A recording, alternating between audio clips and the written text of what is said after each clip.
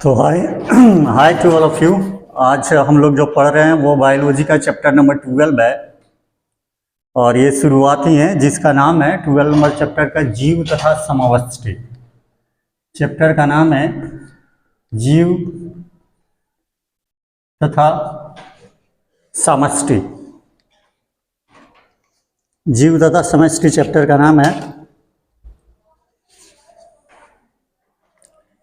जीव तथा समष्टियाँ। समष्टि का मतलब तो आप लोग समझते होंगे।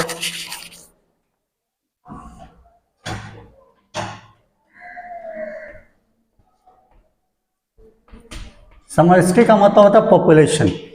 समष्टि का मतलब होता है पॉपुलेशन, मतलब लोग जहाँ रहते हैं, जनसंख्या जो होती है उसको हम बोलते हैं समष्टि। अगर कहीं पॉपुलेशन दे दे तो कंफ्यूज नहीं होना है कि क्या दे दिया, ठीक है।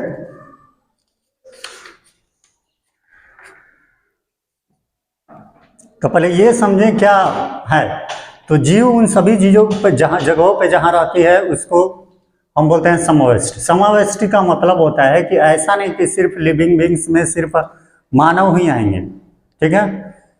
मानव के अलावा भी जितने भी जीव जंतु हैं वो सभी आते हैं समष्टियों में। सबके अपने स्वभाव है, सबके अपने नेचर है। अब बात करते हैं कि जीवों को रहने के लिए एक पर्यावरण की आवश्यकता है, एक अस्थायी तंत्र की आवश्यकता है जहां पर वे रह सके, सभी प्रकार के जीव। तो इसमें सबसे पहला जो पॉइंट आता है वो होता है पर्यावरण क्या है। तो पर्यावरण दो शाब्दिक अर्थों से मिलकर बना जाता है, जिसका अर्थ होता है परि और आवरण। मतलब जिसका शाब्दिक अर्थ है कि चारों ओर का वातावरण, अर्थात किसी भी जीवधारी के पास वो सभी चीजें जो उसको प्रभावित करता है वो क्या कहलाता है, वातावरण कहलाता है। वातावरण के विभिन्न कारक जीवधारियों में विशिष्ट परिवर्तन लाते हैं। विशिष्ट मतलब क्या, एक सामान्य परिवर्तन या एक विशेष प्रकार का परिवर्तन लाने का काम करते हैं। और इस परिवर्तन लाने में काम क्या करता है, तो पृथ्वी का घूर्णन और झुकाव, पृथ्वी का घूमना और उसका जो झुकाव है वो क्या करता है, ऊंचाई पर जलवायु उत्पन्न करने में क्या करता है, सहायता करता है। पृथ्वी अगर उतना झुका नहीं होगा और घूर्णन नहीं करेगा तो जलवायु में कोई भी परिवर्तन नहीं होगा। तो उसका झुकाव और क्या करना, उसका घूमने का जो तरीका है वो क्या करता है, जलवायु में विशेष परिवर्तन लाता है। कहाँ पर, ऊंचाई पर, ठीक है। क्योंकि नीचे तो निम्न स्तर पे सारी चीजें चलती है, लेकिन ऊंचे चलने के लिए जरूरी है उसका क्या होना, घूर्णन करना और उसका झुकाव। दो जलवायु कारक है जो जीवधारियों में कुछ आवश्यक परिवर्तन लाते हैं, वो है ताप और वर्षण। ताप और वर्षण, टेम्परेचर बहुत मायने रखता है, क्योंकि टेम्परेचर अगर मायने नहीं रखता तो बहुत सारे परिवर्तन टेम्परेचर में परिवर्तन के चलते गायब हो गए। जैसे गिद्ध गायब हो गए, गिद्ध गायब हो गए। उसके बाद आप जानते हैं कि इस पृथ्वी का सबसे सजीव प्राणी, सबसे डायनासोर, वो भी गायब हो गए। किस कारण, टेम्परेचर उनका उसके अनुसार वो अपने आप को नहीं ढाल पाए, इसीलिए वो गायब हो गए। यह हमेशा ध्यान रखिए कि जो भी स्वभाव है कि जो भी टेम्परेचर को सूट नहीं करता, वह जीव समष्टि का मुख्य कारण है कि ये कहीं ना कहीं ताप के ऊपर निर्भर करते हैं, वहाँ के वातावरण के ऊपर निर्भर करता है। अगर उनके अनुसार उनको टेम्परेचर नहीं मिलेगा या जलवायु नहीं मिलेंगे, जलवायु में आवश्यक परिवर्तन होने लगेंगे, तो जीव का सर्वाइव करना अपने आप में कठिन हो जाता है। गिद्ध गायब हो गए। देखिए हम लोग के परिवेश में गौरैया चिड़िया जो थी वो बहुत गायब हो गई। उसके बाद आप देखेंगे कि बहुत सारे पौधे भी गायब हो गए। बहुत सारे पेड़ पौधे, जैसे भृंगराज का पौधा लगभग गायब हो गया ना। पहले एक गोल गोल कांटेदार पौधा आता था, वो गायब हो गए। तो ये सब जीव उसी के ऊपर, टेम्परेचर और वर्षण के ऊपर डिपेंड करते हैं। इसके बाद तापमान तथा वर्षण विभिन्न जीवों देते हैं। क्या करते हैं, विभिन्न जीवों देते हैं। जीवों मतलब एक वातावरण जहाँ जीवों को रहने के लिए पर्याप्त आश्रय हो, जहाँ वो आसानी से रह सके, उस आवेश को हम बोलते हैं जीवन। जीवों में देखिए उष्णकटिबंधीय हो गया, पर्णपाती शंखवार, घास भूमि, मरुस्थलीय, उत्तरी ध्रुव एवं ऊंचे पर्वतीय क्षेत्र जो होते हैं इसमें आते हैं। ताप और वर्षण के कारण उन क्षेत्रों में अलग परिस्थितियां हैं, अलग परिस्थिति तंत्र है, हम लोग की तरफ अलग। और ये परिस्थिति उष्णकटिबंधीय पर्णपाती शंकुवार, ये वन जो है वो किसके ऊपर डिपेंड करता है? ये पृथ्वी के घूर्णन और इसके झुकाव। अब इसमें देखें, प्रत्येक जीवन के क्षेत्रीय और स्थानीय विभिन्नताओं के आधार पर कई वास स्थान होता है। वास स्थान में कई रहने के लिए स्थान होते हैं। जैसे भारतवर्ष के कुछ प्रमुख जीवों में निम्नलिखित हैं: उष्णकटिबंधीय पर्णपातीय वन, मरुस्थलीय जीवों तथा समुद्र तटीय वन। ये तो कंफर्म हो गया कि इन सभी को रहने के लिए। अब इसमें क्या होते हैं कि परिस्थितियां कैसे प्रभावित करती हैं, परिस्थितियां तंत्र कितने तरह के होते हैं? तो परिस्थितियां तंत्र मुख्य दो तरह के होते हैं, जैविक और अजैविक। ठीक है, परिस्थितियां तंत्र मुख्य रूप से दो तरह के होते हैं, जैविक और अजैविक। चलिए इसके बारे में हम लोग चर्चा करते हैं।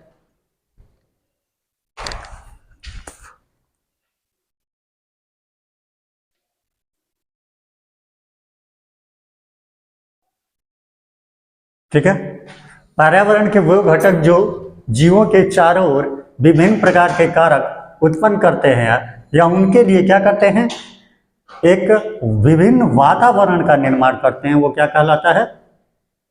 पारिस्थितिकी कारक कहलाता है। अब ये पारिस्थितिकी कारक जो होंगे वो भौतिक भी हो सकते हैं और रासायनिक भी हो सकते हैं। कैसे हो सकते हैं? भौतिक हो सकते हैं या रासायनिक भी हो सकते हैं। भौतिक हो सकते हैं या क्या हो सकते हैं? रासायनिक, दोनों प्रकार के कारक हो सकते हैं। ठीक है, चलिए, तो पारिस्थितिकी कारक को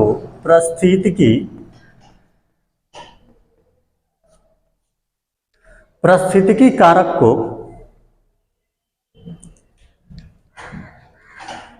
पारिस्थितिकी कारक को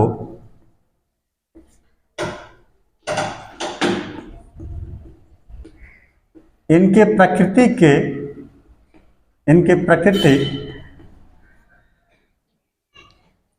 या प्रकृति के आधार पर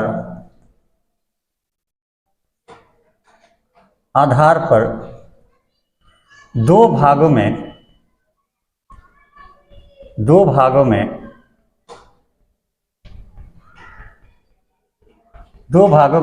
बांटा जाता है। क्या करते हैं? पारिस्थितिकी या पारिस्थितिक, दोनों में कारक के आधार पर, इनके प्राकृतिक के आधार पर दो भागों में बांटा गया है। इसमें पहला है जैविक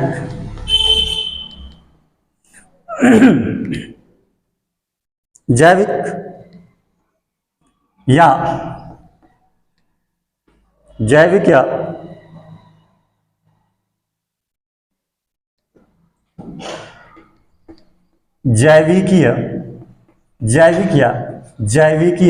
कारक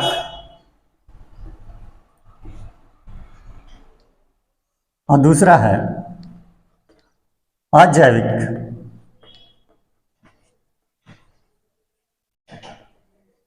या अजैविक या भौतिक कारक।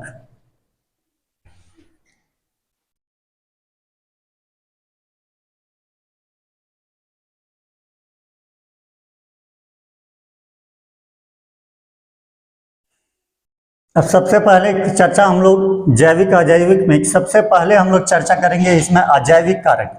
किसके बारे में चर्चा करेंगे? अजैविक कारक के बारे में सबसे पहले चर्चा करेंगे।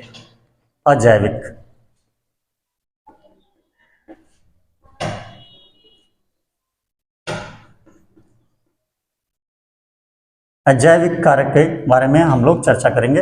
अजैविक कारक या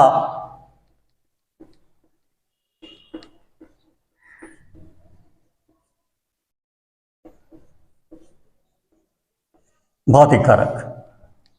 इसमें क्या होता है, तो इसमें क्या होता है कि इसमें जीव पे डायरेक्ट प्रभाव पड़ता है वातावरण का।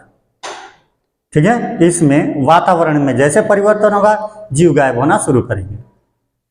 ठीक है, इसका डायरेक्ट प्रभाव जब किसी पे पड़े तो वो जैविक कारक कहलाता है।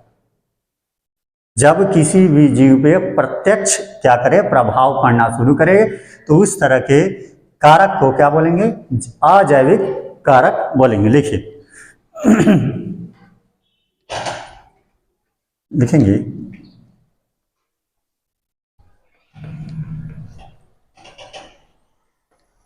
जीवों के आबादी पर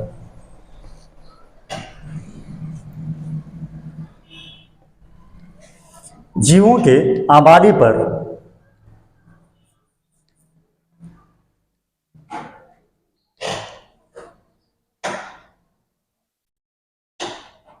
अजैविक कारक जीवों के आबादी पर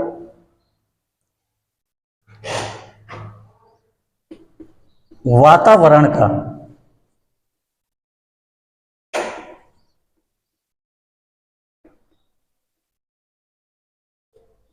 प्रत्यक्ष प्रभाव,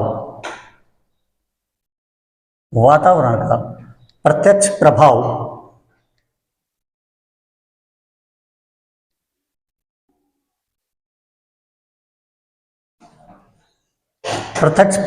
पड़ना, प्रत्यक्ष प्रभाव पड़ना क्या कहलाएगा, अजैविक कारक कहलाएगा। अजैविक कारक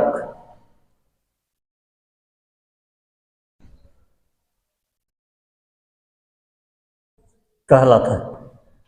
अब समस्या ये है कि अजैविक को कौन कौन सी चीजें प्रभावित कर सकती है, कौन कौन से कारक हो सकते हैं जो क्या कहलाएगा, अजैविक को प्रभावित करेगा।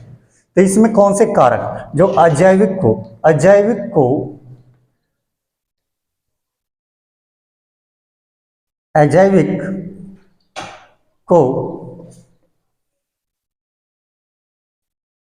प्रभावित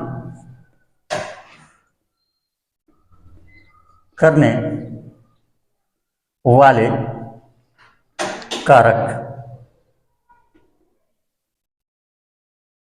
तो कौन कौन से कारक हो सकते हैं इसको प्रभावित करने वाले, देख लेते हैं।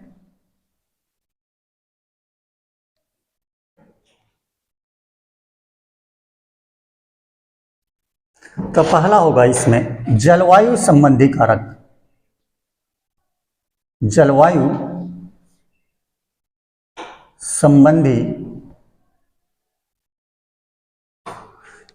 संबंधी कारक, इसको बोल सकते हैं क्लाइमेट फैक्टर।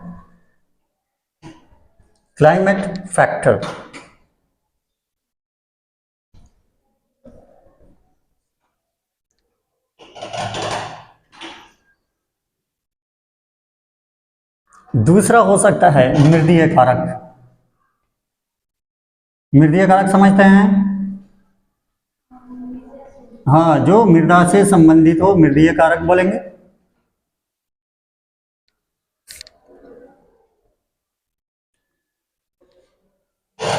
इसको बोल सकते हैं एडाफिक फैक्टर्स।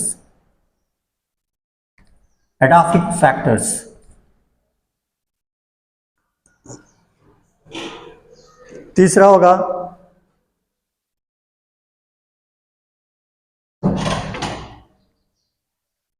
भू आकृतिक कारक।